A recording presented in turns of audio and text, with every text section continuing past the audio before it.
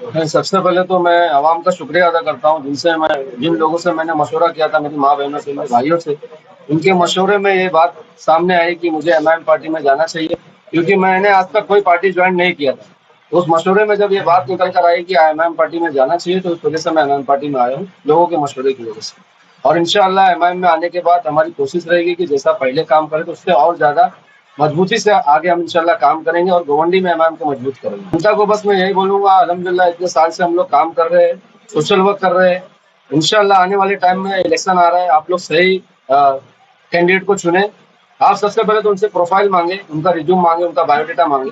बिना बायोडाटा के जैसा हम किसी को नहीं चुनते, उसी तरीके से आप कैंडिडेट को भी मत चुने। उनका बायोडाटा ले, अगर उस काबिल है तो उनको वोट दे, अगर मैं भी उस काबिल हूँ तो मुझे वोट दे, नहीं तो आपकी जैसी मर्जी। लेकिन कैंडिडेट चुनने से पहले आप किसी को भी ऐसे ही अपने इलाके को किसी के भी हाथ में ऐसे नहीं दे सकते, जैसा कि हर इलेक्शन में होता है।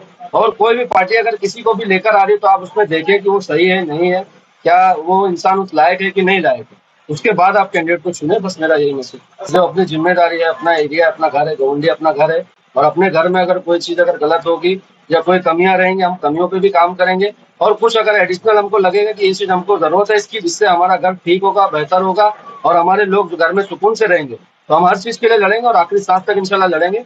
और आने वाले वक्त में लड़ाई और मजबूती से लड़ी जाएगी। और रही बात एमएलए की, तो उनका उनके ऊपर कुछ बोल के मतलब नहीं है, क्योंकि आप लोग देख ही रहे कि आए दिन कभी कब्रिस्तान पे कब्जा हो रहा है, कभी स्कूल के ऊपर जो है काम नहीं किया जाता है, उसकी लड़ाई लड़ी जाती है। आप हर इशू में देखो, हॉस्पिटल के लिए वो बात नहीं करते, हेल्थ पोस्ट के लिए बात नहीं करते, किसी चीज के लिए बात नहीं करते। वो सिर्फ क्रेडिट चोर है और वो क्रेडिट लेने के लिए लास्ट में आ जाते हैं। तो उनका काम है क्रेडिट चोरी करना और हमारा काम है काम करना। उनको देखो, विकास जिस तरीके से होना चाहिए विकास नहीं हुआ है। पिछले कई सालों से लोगों को सिर्फ गटर नाली शाली में उलझा कर रखा गया। डेवलपमेंट इसको नहीं बोलते, ये तो बेसिक जरूरत है हमारी। वो तो आप नहीं, आज 4 साल से नगर सेवक नहीं, फिर भी बहुत सारी चीजें हो रही है इलाके में, क्योंकि बीएमसी की जिम्मेदारी, डिपार्टमेंट्स की जिम्मेदारी है। डेवलपमेंट कब आएगा? जब सही लोग चुनकर आएंगे जो एजुकेशन, हेल्थ और बाकी चीजों पर बात करेंगे और काम करेंगे, उसको असल डेवलपमेंट बोलते हैं। आज हमारे इलाके का हाल देखो किस तरीके से, नशा, क्राइम, बाकी चीजों पे आप देखो।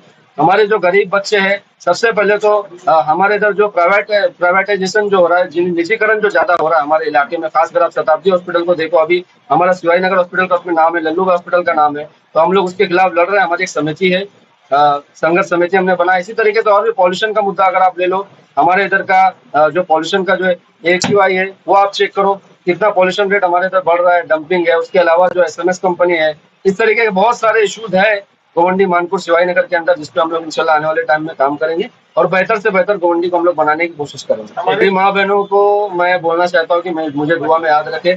माँ बहनों ने बहुत प्यार दिया है मुझे, माशाल्लाह। अभी